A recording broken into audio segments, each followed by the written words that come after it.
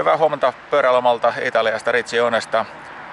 Asutaan Hotel Doryssä, niin kuin silloin edelliskerrallakin, kun mä täällä olin 3 vuotta sitten. Ja lähdetään talon vedetylle lenkille. Niitä ajetaan siis 5 päivää viikossa ja tänäänkin on 5 eri tasoryhmää. Hypätään niistä keskimmäisen kyytiin, ajetaan semmonen 100 lenkki tonne sisämaahan päin ja joku 1100 nousumetriä. Tervetuloa mukaan reissuun.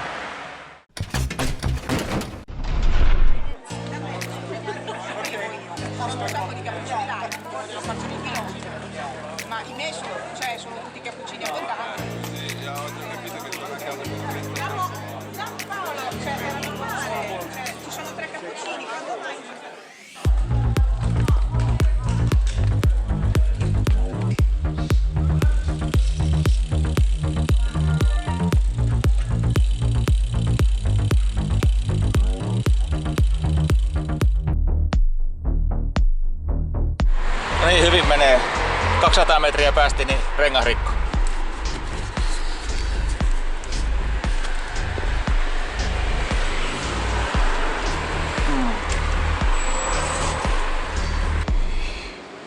Varmaan tuossa kun katsoin rengaspaineet lähtiessä, niin jotenkin venttiili varmaan hajonnut siinä. Uudet renkaat kuitenkin, eikä sitä löytynyt mitään syytä, miksi rengas olisi mennyt rikki. Tai niinhän sitä ainakin siinä vaiheessa luultiin. Tämä porukka, millä oltiin liikkeellä, oli pääsääntöisesti kanadalaisia, niin kuin koko hotellin asiakaskunta tällä viikolla. Ihan tottuneen, rutinoituneen oloisia pyöräilijöitä, että sen suhteen ei ollut kyllä mitään ongelmia. Nämä keskinopeudet, millä nämä ryhmät täällä ajelee, niin äkkiä harhauttaa Suomi-taustaa vasten, että vain se kaikki kovin ryhmä ajaa yli 25 keskarilla. Tämä meidän Cavazzino ryhmä, speksi nopeus on siinä 20 huitteilla. Että vaikka noita vauhdikkaitakin laskuja on, niin niissä ylämäissä kuitenkin vietetään tosi pitkää aikaa, niin se pudottaa sitten sitä keskinopeutta.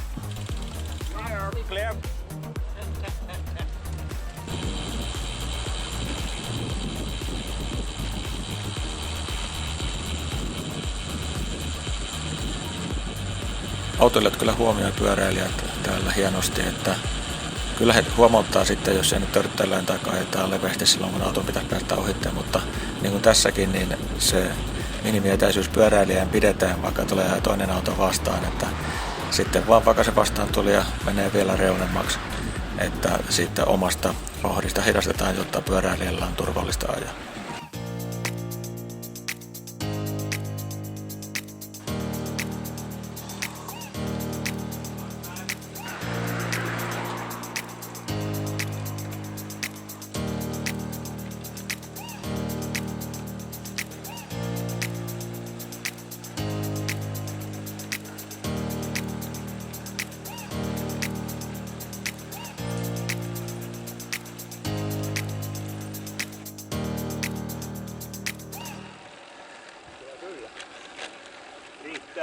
Tuntuu piisavan jo.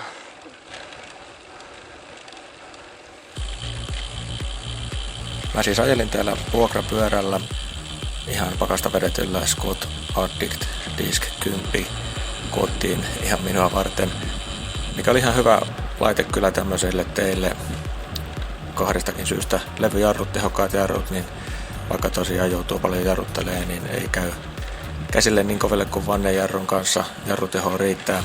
Ja sitten toinen, niin leveät renkaat, niin kuin näkyy noi tiet, ei tosiaankaan ole kaikin osin hävissä kunnossa. Päällystevaurioita on ihan kauheasti, niin 30 milliset renkaat sitten vähän pehmentää sitä tuntumaa.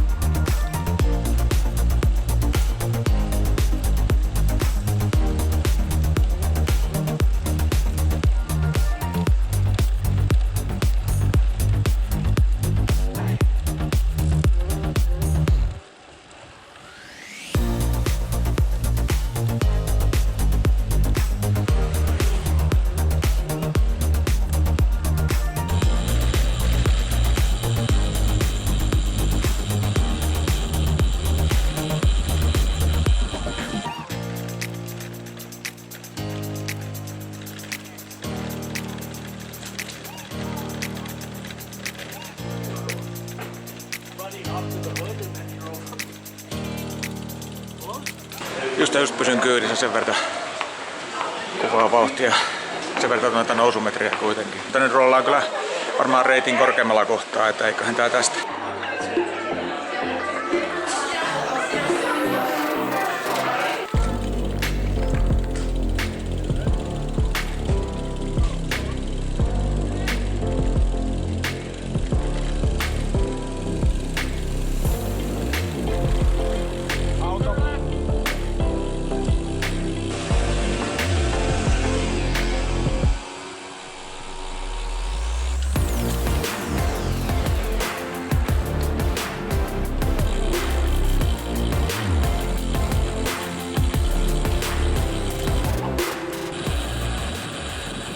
Omalla porukalla kun ajellaan, niin meillä on keskonopeudet hitusen kovempia kuin näissä ohjatusaryhmissä, koska me lasketaan ne alamäet vauhdikkaammin. Eli näissä ohjatusaryhmissä niin mennään kyllä ihan jarrun kanssa ja se välillä vähän niin kuin suorastaan harmitti, että tavallaan se palkinto siitä mäelle kapoamisesta jää saamatta, kun joutuu tulemaan sitten jarrun kanssa alas ne mäet, mutta toisaalta ymmärtää näissä ohjatusaryhmissä, että halutaan sitä turvallisuutta korostaa ja niitä onnettomuuksia sitten välttää viimeiseen asti. Mutta tosiaan vaikka se mun varsinainen matkanopeuteni ei ole sen kaksisempi omalla porukallakaan kuin näissä ohjatuissa, niin noista mäistä saa sitten sen verran jälpi, että se on pikkasen isompi se keskinopeus.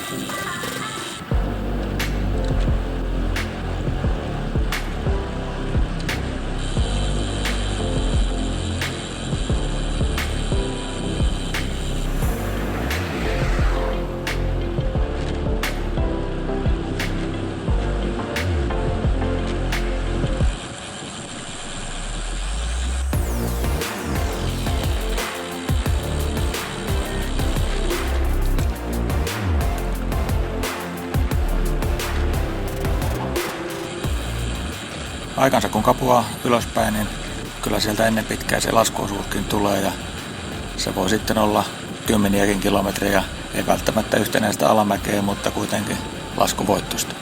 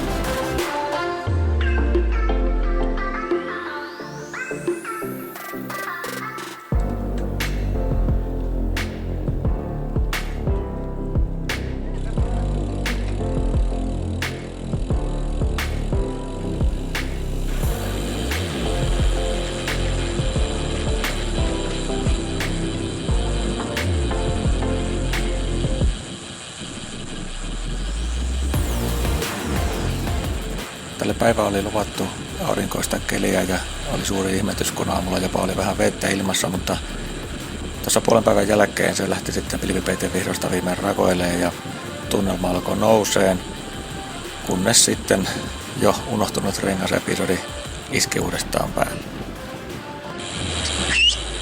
Flat tire!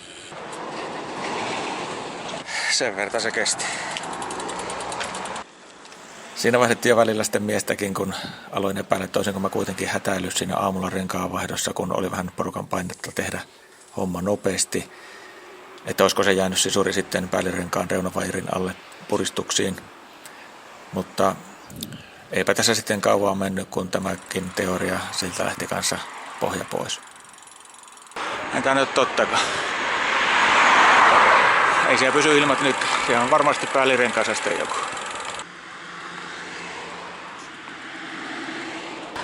Maitojuna kutsu. Perkele.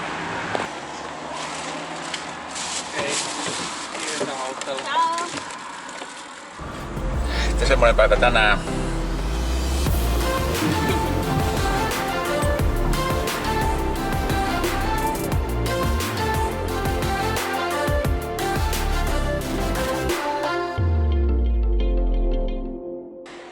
Täytyy varmaan vähän perua puheitaan, taikka pistää nekin nyt sitten taas uuteen valoon, että mitä ne 2 ekan rengasrikon syy nyt sitten oikeasti oli, koska nyt kun tuli vielä 3, jolla ei ollut mitään järkevää selitystä, niin ehkä ne on kaikki sitten jotakin samaa, että onko nämä päällirenkaassa sitten vaan jokin taikka vanteessa, koska mä tarkistin sen päällirenkaan sisäpinnan sen ekan rengasrikon jälkeen, että no, saavat pistää sen huomiseksi kuntoon, niin päästään taas ajamaan.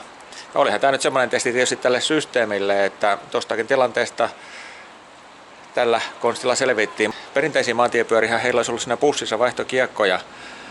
Ja se on se ratkaisu, mitä he yleensä tekee tässä tilanteessa. Mutta mulla kun oli nyt tämmöinen uuden konseptin pyörä, niin se maksoi nyt sen, että ei ollut sitä optioa käytettävissä, vaan maitojuna kutsu. Mutta systeemi toimi siinä meillä, että mies saatiin kotiin ja huomenna taas uusi päivä. Kiitos kun katsoit tämän video. Nähdään taas ensi kerralla. Moi moi. Eli pyörä annettiin talon mekaanikon hoiviin ja ruvettiin itse lataamaan niin henkisiä kuin fyysisiäkin akkuja seuraavaa ajopäivää varten.